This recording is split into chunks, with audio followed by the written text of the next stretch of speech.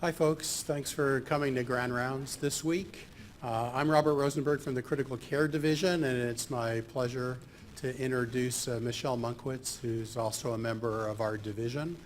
Michelle did her undergraduate work at Arizona State University, where she got her bachelor's, then moved down to Tucson for university and pediatric residency at the University of Arizona, decided to change climate a bit, moved north to Salt Lake City, Primary Children's Hospital at the University of Utah for her fellowship in critical care medicine, and ultimately returned down to Tucson where she was a practicing intensivist for several years. Joined our group in our efforts at Tucson Medical Center, where she was instrumental at helping us run the project down there along with Heather Hanley rather. Ultimately, when that project closed down, she had been working about half-time up at the big unit here at PCH and came on full-time when the Tucson Medical Center project stopped.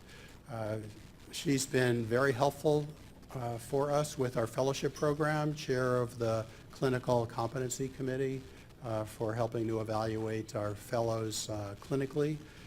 And she also has a sideline expertise in ethics. She's a member of the ethics committee here at the hospital, and her talk today is informed through that interest in ethics, and she'll talk to us today about ethical decision-making and issues in the ICU and also other places in the hospital. So, Michelle Munkwitz.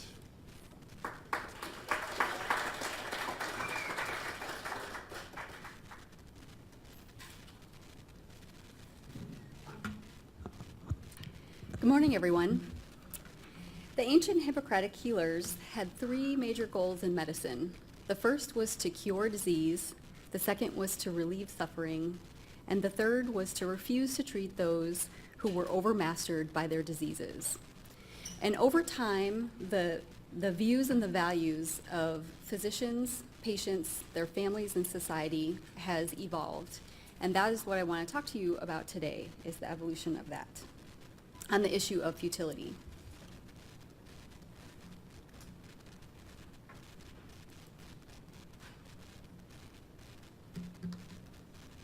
So first of all, I have nothing to disclose, no conflicts of interest.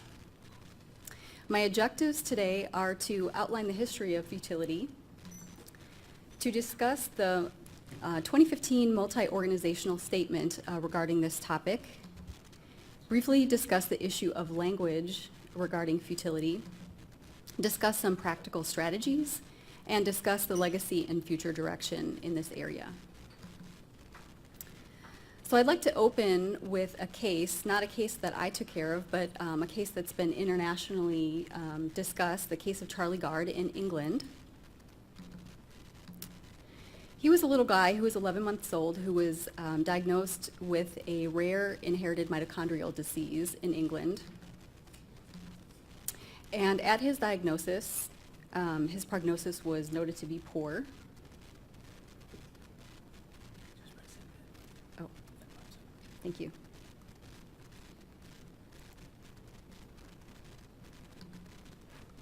He progressed to severe brain damage. He could not open his eyes or move his arms or legs. He was ventilator dependent. He also had heart, liver, and kidneys that were affected by this disease. And it was unclear to the care team if he felt any pain. There was no reasonable treatment option left for his disease process, and physicians were recommending palliative care. The parents were interested in a new treatment, and that treatment was experimental, and it had only been used a few times in similar disorders that was caused by a different mutation that was only affecting the muscles.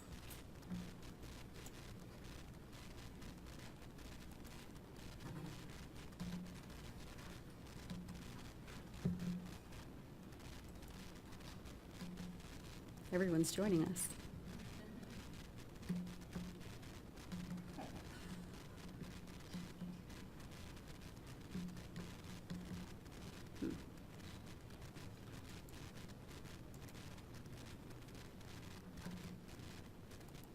Having problems with this. Oh, there we go.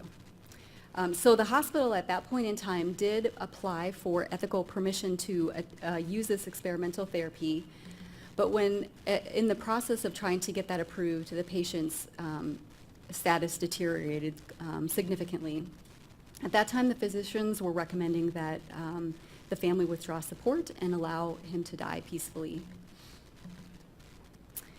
At that time, there was an unknown physician here in the U.S. who offered this patient with the experimental treatment.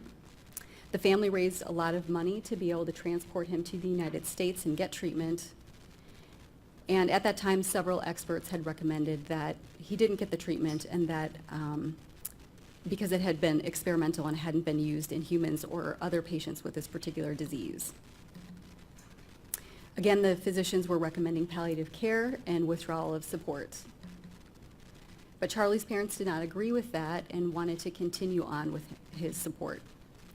So definition of medical futility, there's a lot of definitions out there, but basically, if there's a treatment that is unable to achieve the goal that we have for our patient or for the family member, that the treatment will do nothing more than prolong their dying process. When death is imminent, then the treatment is considered medically futile. So prior to technologies such as mechanical ventilation, the new drugs that we have and surgeries, mortality and futility were accepted by society.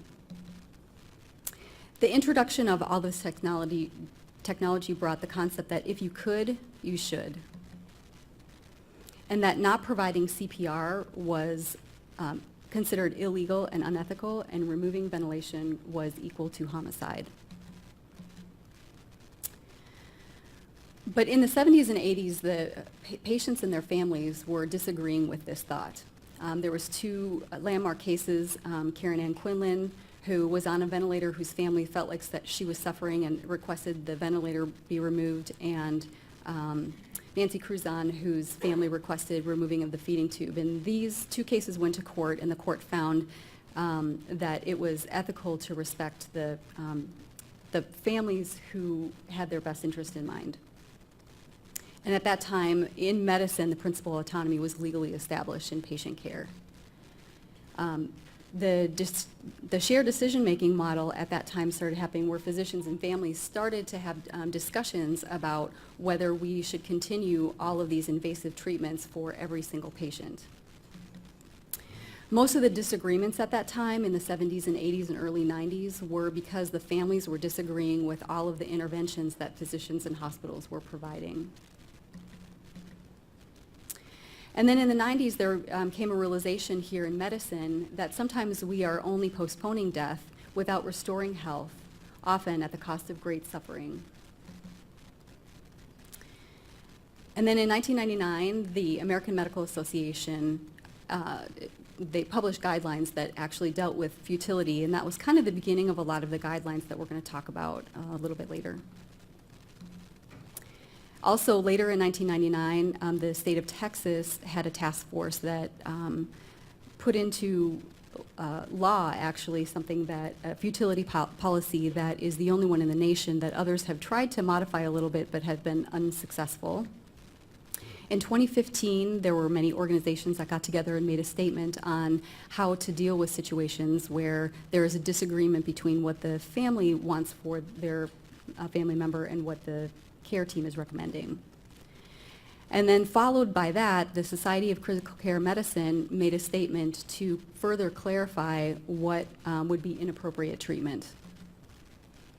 And then there has been continued debate on this issue, along with the advances in social media and the internet, and specifically covering some pediatric cases, both nationally and internationally, and Charlie Gard's being one of the bigger ones.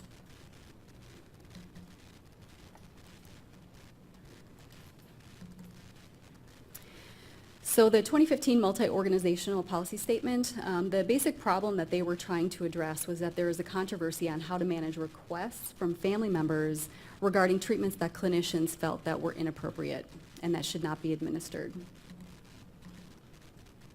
This was grounded on the premise that it's ethically untenable to give complete authority to either the surrogates, the family members, or clinicians solely.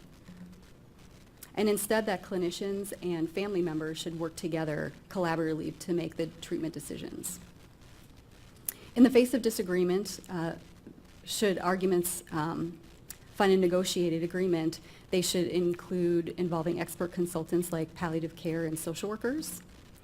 And in rare cases, when even with the best communication that we can do along with our experts, if we're still not able to reach an agreement, that this is a recommended approach.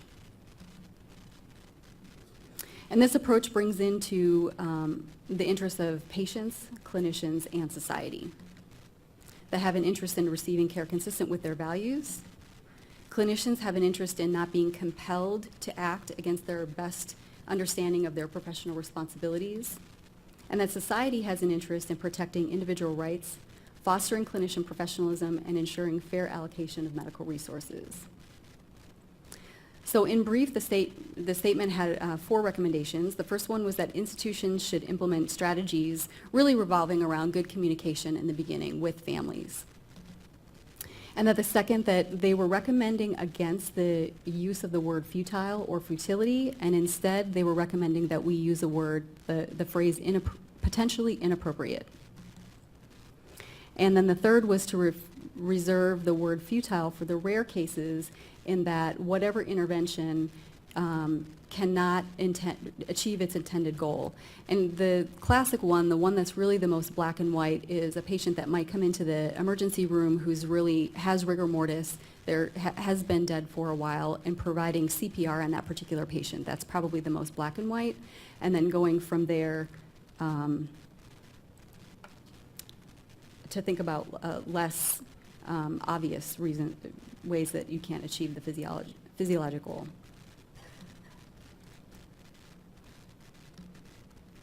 And then the last one, that the medical profession should lead public educational efforts and advocates for policy and legislation about when these technologies should not be used. So the first recommendation really focuses a lot on communication. And they talk about family meetings, and they give some very specific recommendations that, first of all, that clinicians should really listen to the family members and find out what they're going through and find out who the patient is and what they might want.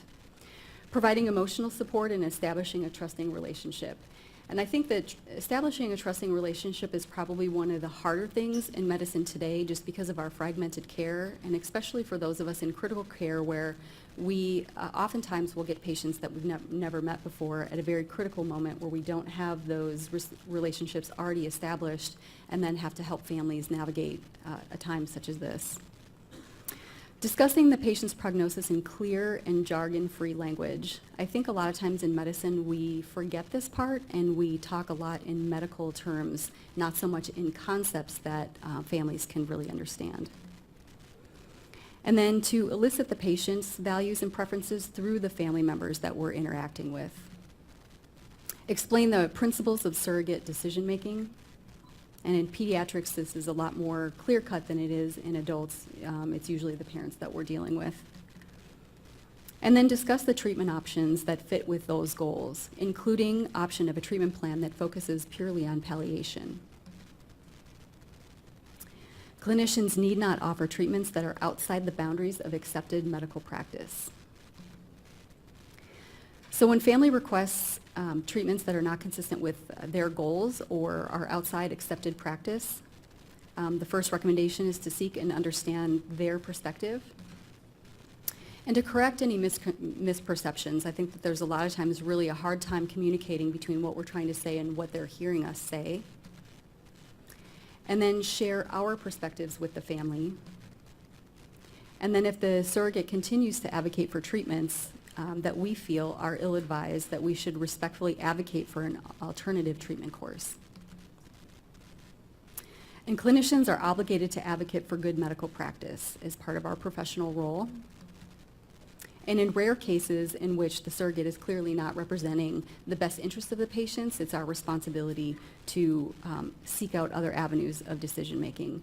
And in the adult world, sometimes what that means is there might be a family member who has secondary benefit, maybe a financial benefit. In pediatrics, sometimes I think the classic one is in abuse cases where that gets a little tricky. And then always consider early involvement of expert consultants such as palliative care and the ethics committee. So their second recommendation of using the word or the phrase potentially inappropriate rather than futile should be used. And talking about treatments that might have at least some chance of achieving extended life, but that clinicians believe they're competing with other ethical considerations, that those considerations don't justify providing the treatment. And there is a lot of controversy regarding the word futility versus inappropriate treatment. And then the process of that, enlisting expert consultation to continue the negotiation during the dispute and resolution process. Giving notice to the families that there is a process that we're systematically going through trying to help them resolve this. Obtaining a second medical opinion, whether it's colleagues within your institution or your practice or those outside of your institution or practice. And then finally to obtain a review by an interdisciplinary hospital committee such as the ethics committee. Offer the surrogates the opportunities to transfer the patient to an alternative institution, and inform them the opportunity to pursue appeal in the court. Implement the decision of the resolution process, whatever the resolution that is.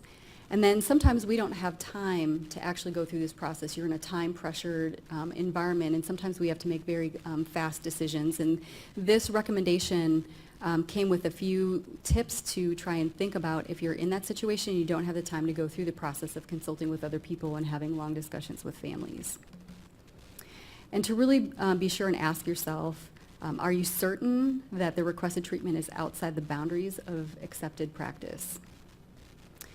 And to always think about, would you be willing to have your rationale publicly viewed in an appeals court or on the internet or in other public places? What are the consequences to the patient, the surrogate, the team, or the institution in implementing this decision? I think one of the big cases that we've all heard about in the last couple of years is the case from Oakland Children's of Jahai McMath, and that had, I think, a lot of implications for the institution and the physicians who took care of her. And then just making sure that you check yourself and make sure that you're not discriminating. And then before using treatment, pausing to check to make sure that you have all the information, all the facts are clear, verified, and that your blind spots are illuminated if possible. And to the extent of possible, engage other clinicians to ensure consensus. In our ICU here, we do have that ability. There's usually several of us that are here, and we can kind of consult, and so it's a little bit easier. It's harder at night, in the middle of the night, or in other institutions where it's a little more isolated.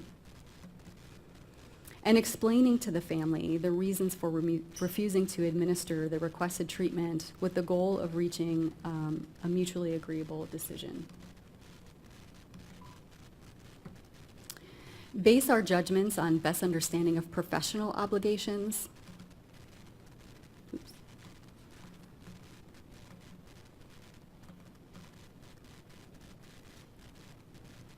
Have a high degree of certainty that this treatment is actually out of our accepted practice.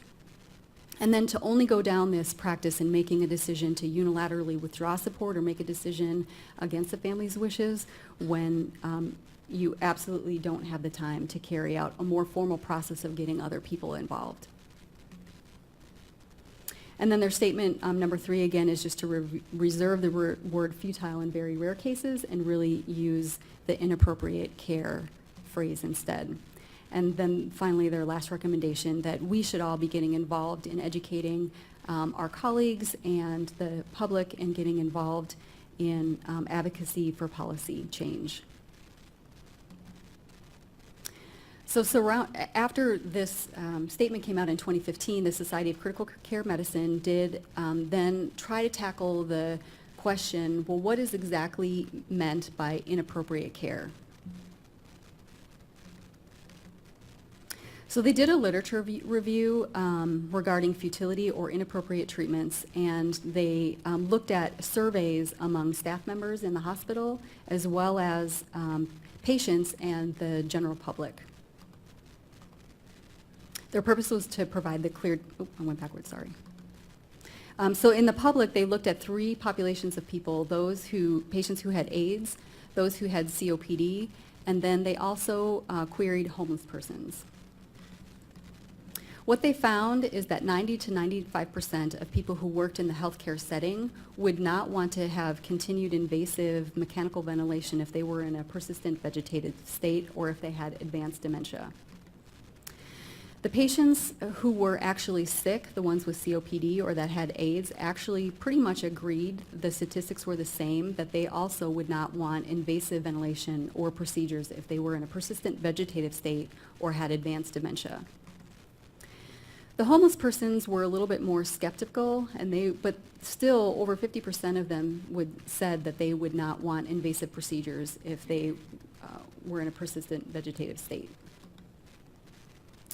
So the committee then concluded that the majority of patients and family members would be in general agreement with the healthcare workers about inappropriate treatment. So their primary goal is to provide treatments that have a reasonable expectation of survival outside of the hospital, or those patients who have sufficient cognitive ability to perceive the benefits of the treatment that we're offering. And that ICU treatment should be considered inappropriate when there's no reasonable expectation of survival outside the hospital, or if they don't have significant cognitive ability to perceive the benefits of those treatments. And then they note that this is not exhaustive and that other situations may apply.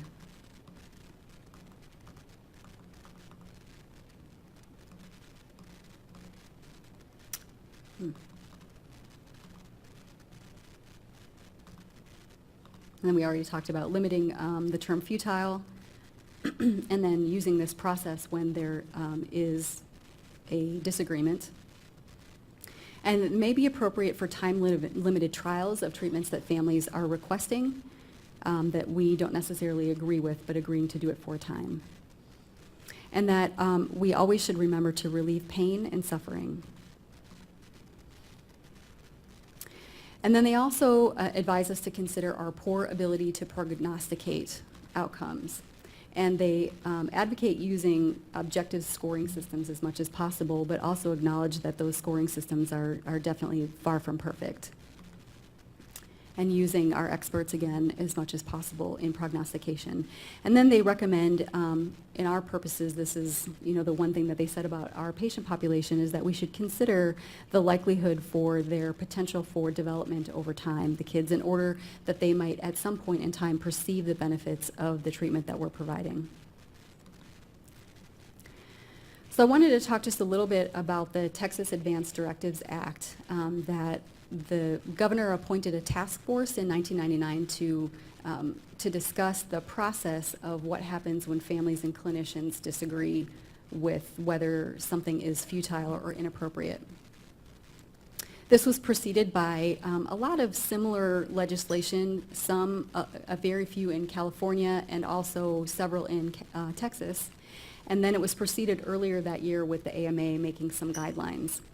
One of the things that they noted was that the AMA guidelines were very similar to what they ended up talking about, with the exception of they did not provide clinicians any legal exemption or protection. So this task force was pretty big. There were folks on there from all kinds of different places, from the hospital, physicians, nurses, chaplains, the community representatives of hospitals, hospices, and nursing homes, as well as the legislature, the governor's office, and the National Right to Life Committee. Prior to this happening, there was a lot of pushback from the National Right to Life Committee for some of the legislation that was going on in Texas, and the governor at the time, who was George Bush, said that they would only push forward legislation if all of these interested parties could get together and agree on a course or recommendations. And there's a paper that's written by one of the physicians who sat on this task force, and I would recommend anyone who's interested to read this. It's a paper that talks about what this process was like to gather all of these different interested parties in one room and try and sort out this issue. And as you can imagine by looking at the diversity of this list, it was probably pretty heated. And this paper outlines some kind of a lot of the shouting and disagreements and the reasons why there were disagreements on each side. And a lot of those disagreements really came from a misunderstanding of each other's perspective. And after a lot of shouting and misunderstanding went on, this whole group actually got together and started to find some common ground. And I think that that's really important, not just in this issue of futility, but any time that you're trying to advocate for your patients or advocate with policy, is to try and find that common ground. So they started to find very little things that they agreed on, and one of the things is that both sides of the issue had a distrust in managed care. The National Right to Life Committee was thinking, their perspective was that the managed care was trying to push people towards death to save money. And there were other people in the group that had distrust of managed care for other reasons, but they found the common ground that they distrusted managed care, and they were able to sort of move forward with conversations that had less shouting. And then the next thing that happened after that is that the representatives from the National Right to Life Committee were invited to one of the Texas hospitals to sit with the ethics committee, and so that they could talk about what this process is like in a hospital when a family is requesting something that is inappropriate, or what the clinicians feel is inappropriate. And at that time that they happened to be at the hospital, there was an ethics consult that was about this very option. And it was the first time that representatives from that committee were able to see the process and were surprised that this process was really actually very compassionate and kind of methodically went through looking at the best interests of the patient. So they were able to see it from a different side, and because of that, were able to come together back at the table and have a discussion, and from that is what ended up leading this legislation. So this process also it starts out with recommending that that there's good communication between families, and that they're using experts and trying to resolve the issue on their own before resorting to other methods. And that the family should be given written information concerning what the state law is and what the hospital policy is on the ethics consultation process. The family is given 48 hours notice so that they have the opportunity to participate in the ethics consultation process. They are given a written report detailing the findings of the ethics review process. Oops.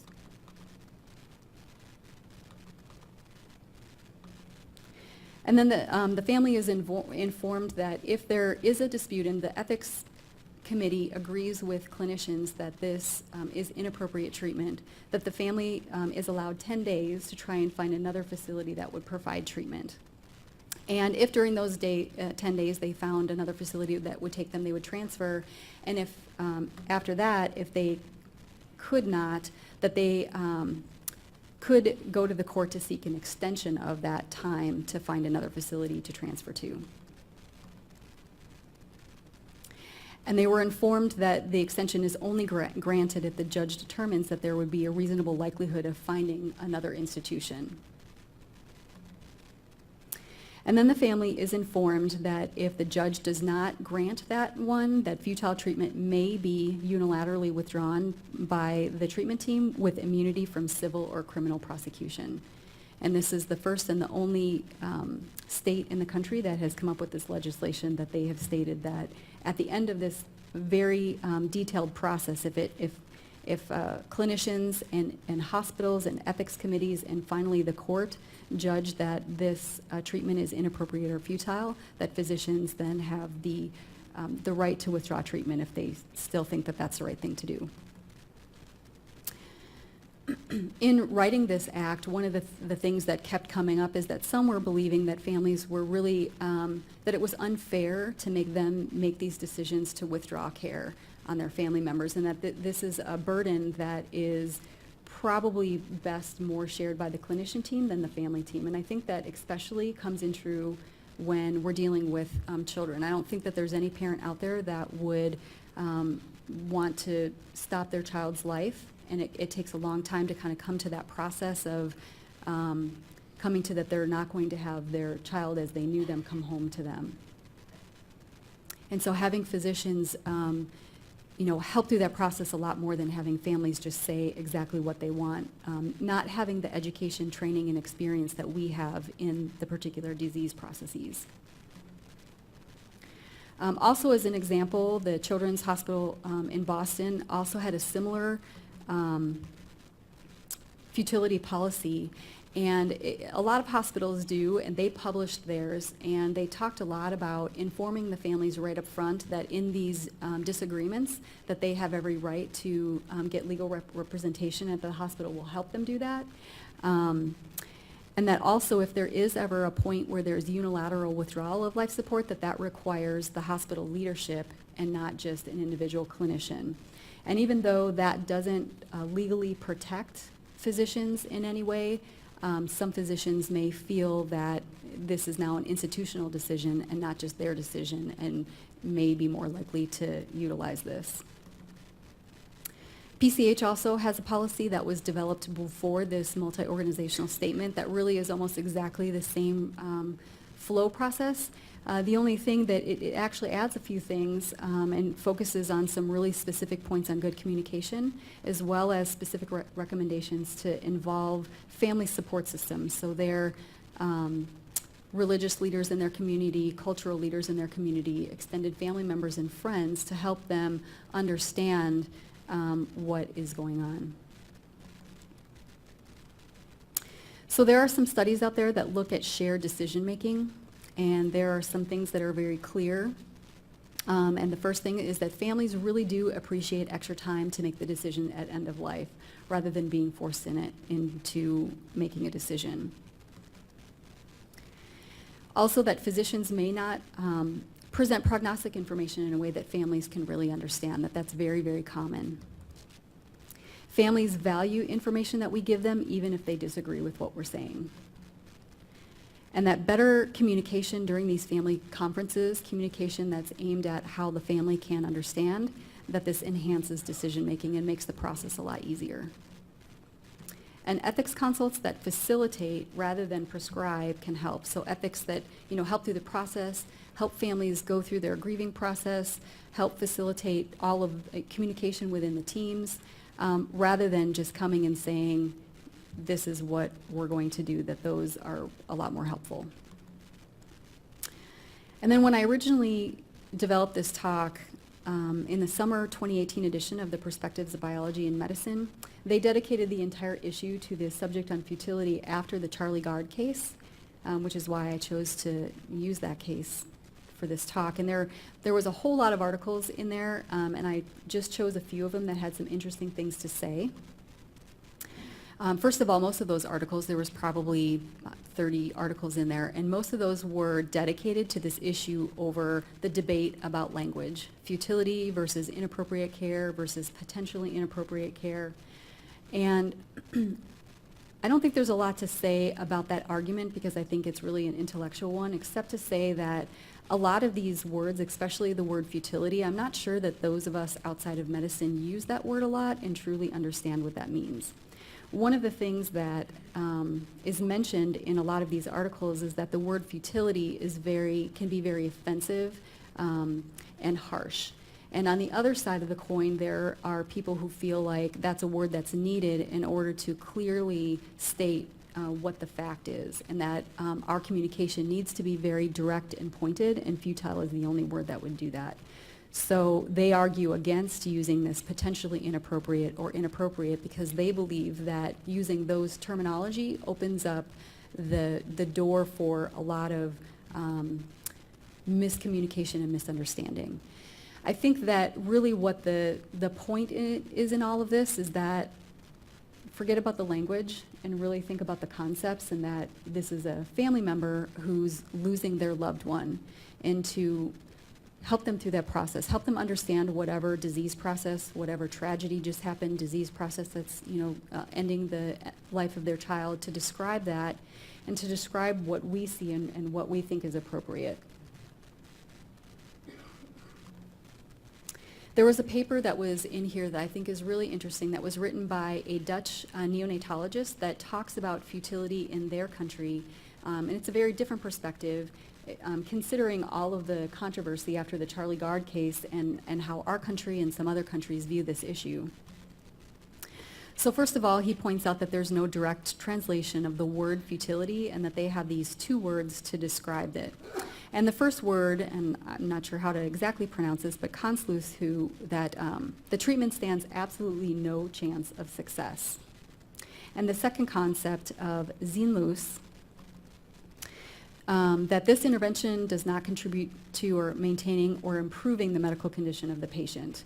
So I think that's some of the things that we think about. Are we going to restore the patient back to health, or are we going to improve their condition at all? And that the necessary means are not in proportion to the treatment goal, and that a certain minimum level of quality of life cannot be achieved with this treatment. And this concept actually goes further to describe what quality of life means in their culture, and that there are some medical criteria which they consider the patient's ability to communicate, their level of communication, their potential for self-reliance and self-help, and the dependency on medical care, and their expected level of suffering. He points out that with their culture and their belief system, that they rarely have issues with this, and they rarely have disagreements. That when they sit down and discuss with families, there's just an expectation that there's a limit to what medicine can do, and sometimes there comes to a point where the society accepts that medicine can't do anymore. There was another interesting paper written by a pediatric intensivist somewhere in the Midwest, I can't remember where she was from, that her point was that in pediatrics we rarely deal with this issue of futility that they do in the adult world, but really we deal more with conditions where we're looking at treatments that we're providing that we believe are producing a lot more pain and suffering for the patient than the treatment can offer. And trisomy 18 is the example that she gives. So reasons that there are disputes, differences in opinions between families and clinician. First of all, we see a lot in the intensive care unit, religious beliefs or faiths, families that feel that they have a duty to have strong faith. They have a requirement that they have to hold out, and that God's will and power will prevail. And also in that same vein, that there is spiritual pain that goes along with the process of grieving. Sometimes there's the issue of racism that comes up. And another big one, which I already mentioned, was the issue of just how fragmented our healthcare system is. It used to be that your family doctor was there for you in the clinic, they saw you through the hospital, they visited in the ICU, and there was this continuity of care. And now we have hospitalists and we have an intensivist, and a lot of times when we get to these particular moments in patients' lives, the family and the patients are surrounded by strangers. And then the grieving process itself, and I think that this is really an important one to remember, that I would say probably 100% of the time when we tell patients bad prognosis, or families that their child has a bad prognosis and that they're going to die, that they are met with this, first of all, disbelief and denial, and going through that whole grieving process. And it's a time-consuming process that we are really obligated to help the families go through. Sometimes there's ulterior motives, and we talked about that. Sometimes in the adult world it's more financially, and very rarely, I think, sometimes in the cases of children as well, but legal ramifications, such as an abuse case where if a child leaves the hospital and did not die, there might be a lesser charge against the perpetrator, or if the patient does die, there's now a charge of murder. And as I mentioned, it does take a lot of time and energy for the team to work through these issues. And back to the case of Charlie Gard. Again, the parents did not want life support to be withdrawn. The hospital themselves appealed to the High Court of Judges to decide what to do. The High Court agreed with the physicians. The family went to the appeals court. There were actually 3 different courts that agreed with the physicians, as well as the European Court of Human Rights came to the same conclusion. And then the parents did decide that they were going to stop pursuing this and just spend time with him at the end of his life. Support was withdrawn, and he died peacefully. I think what I'd really like to say about this is that there's been a lot that I've read in the media about this case that says things like the government and the hospitals are killing children. But it's clear if you read and there's not any accounts from the hospitals and the physicians because of patient privacy.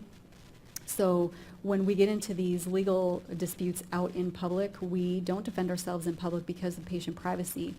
But there are some sources, some journal articles that were written on this, as well as BBC News, I think, did most of the information that I got was from an article that they wrote, and I think that they did a really good job of objectively outlining what they did. And the outline really shows that this hospital really did try to be compassionate.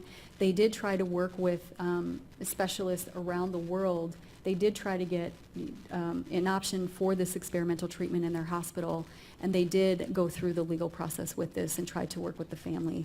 And I think that probably just knowing what I know, going through what I do with my families, that the family probably appreciated a lot of that process. They just, at the end of the day, didn't agree. And they used not only the legal process, but then the media. And I think that there are a lot of special interest groups in this country in particular that really use that media coverage to advance their message. But I think that it's really clear that this hospital really did what was best for that child and went through that process. So very briefly, our legacy, just to summarize. We have developed the technology to keep most people alive indefinitely. This has created a lot of suffering and hardship, and the general society does not bear the responsibility or the knowledge that we do. Communication, the earlier is better, and building rapport with families is crucial at this time in their life, and it's a big part of our work. We're here to cure and to relieve suffering, but we're also here at times to help families through probably the very worst time in their life. Also, I just talk a little bit about pre-transfer to ICU is the best place to start, and this issue of the fragmented healthcare. The multi-organizational statement that talked about the responsibility of physicians to do public education and policy advocacy, I think starts with us interacting with our colleagues, intensive care doctors, with hospitalists, as well as pediatricians, to kind of keep that continuity as best as we can to help bridge that gap in patient relationships that we don't really have, and that's really important. Not only with individual patients, but also with educating on what these issues really are and what the process is and what we go through, so that those providers who know the patients better and the families better can help facilitate that process. This is just kind of a little plug for any of the trainees in the audience that it's really important to take that extra time. I think that medicine has evolved a little bit in that we have restrictions on our work hours that we're here, but it's really important to spend as much time as you can with your families, whether it's rounding earlier in the morning if they're awake, or coming back after rounds to spend some time with them, or staying late at night, just to get to know them a little bit better. And using clear communication that the family can understand and not our medical ease. Using our consultations early, palliative care ethics, social workers, our chaplain staff. And then when disputes arise again, getting help. And also to remember that it is our responsibility as physicians to figure out why this dispute is happening. And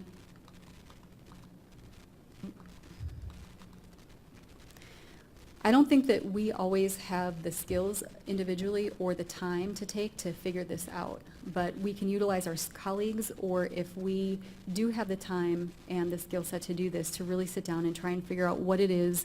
Is it the grieving process of the patient going through, or is there some other reason why there's a disagreement with what the family is asking us what to do? And then to reach out to other teams and institutions to see if there are other places that would provide these treatments that the families are requesting. And finally, not to take it personal. This is really part of our work. I think it's the hardest thing that we do, is being the, on the receiving end of that anger and denial from the families. And to demonstrate that we're trying to work with them to provide the best care. And then when all else fails, resorting to the legal system. To impact the future, as I already mentioned, I think that it's important for us as physicians to provide education and engagement with the community, doing that at the college level and universities, holding town halls, or as I mentioned, working with primary care providers, or any of our colleagues that refer patients to us. And then on policy and legislation, I already mentioned what happened in Texas. There are a couple of other states that tried to do the same thing. There are definitely papers that have looked at that, the Texas Act, that said that this is really an unethical way to handle it. So there are states that have tried to revise it a little bit and haven't been successful, but I don't think that that means it's not a valid goal. And then I think it's important to remember that the people who make the rules are those who show up to the table. So our healthcare system is changing in the United States over the last few decades. We have run out of money in healthcare just like other countries, and we're struggling to find a way to balance our values. I think that our country is divided a lot on values, and I think that it's important that we as healthcare providers sit at the table and get involved in the discussions. There was way too many things that I read to put on a slide, but these are the main ones that I used for this talk. And that's all I have to say on the topic.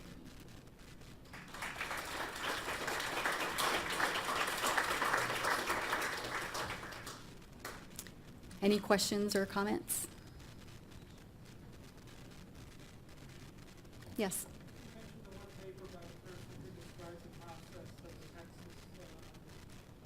Yes, it is.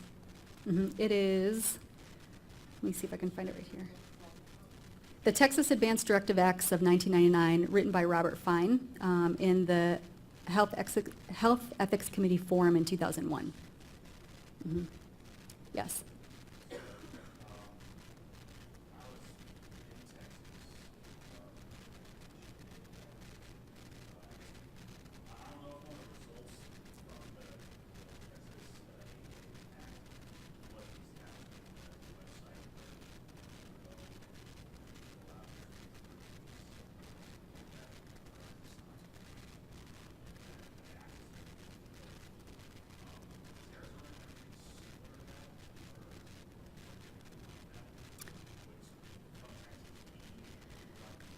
So I think the question is, in Texas, there is a website that families can go to fill out advanced directives as part of this 1999 Act. And is there a process in Arizona, a website that patients can go to? And there's not one that I know of. I think that this is hospital independent.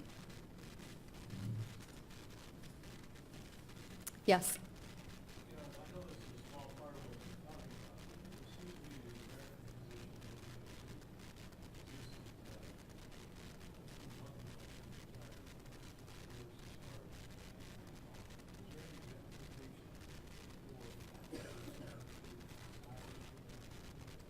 Any ramification for what?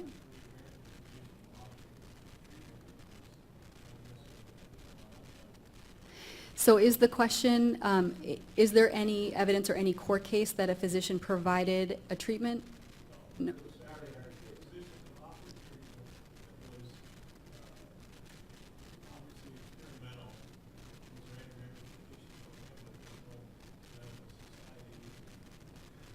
There is not any that I know of for sure. I think that there are people who have lost licenses and privileges, but I don't know of any that there were a criminal, other than I think that there was one oncologist a while ago, and I can't remember what state it was in, that was providing cancer treatment on patients who didn't have cancer, but not in experimental treatments.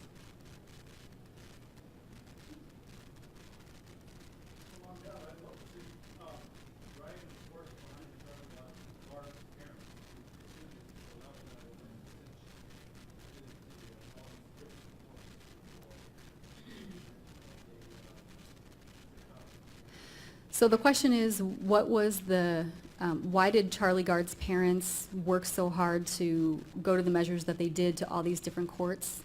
Well, I didn't read that it was a spiritual belief. Everything that I read about the case was really that they loved their son and they believed that that there was a treatment out there that could help them, and I think that they utilized the internet to look for possible treatments and ended up finding somehow this physician in the U.S. Who was using this treatment, and I think that they just saw hope that there was a treatment that could possibly cure him. Which brings up the next question, or the next, I guess, observation, that because of the internet, we're going to see more and more of this sort of conflict as parents. It's good to get information, but not all information is good, and that's why I see a plenty of conflict. That's true. So the comment was that because of the internet, that the families have a lot more access to information, and that a hard part of our job is trying to help families navigate what is the truth and navigate through that information.